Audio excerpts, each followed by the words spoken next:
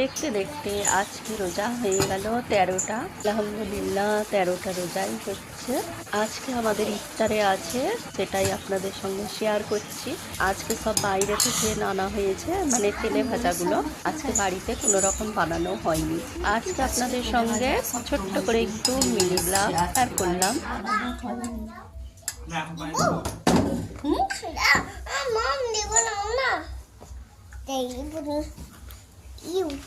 আজান দিলে খাবে, আজান সব দেবো, বলে না। সব দেবো। চামচটা নেই, কি খাবে? শুনুন না, হালিম।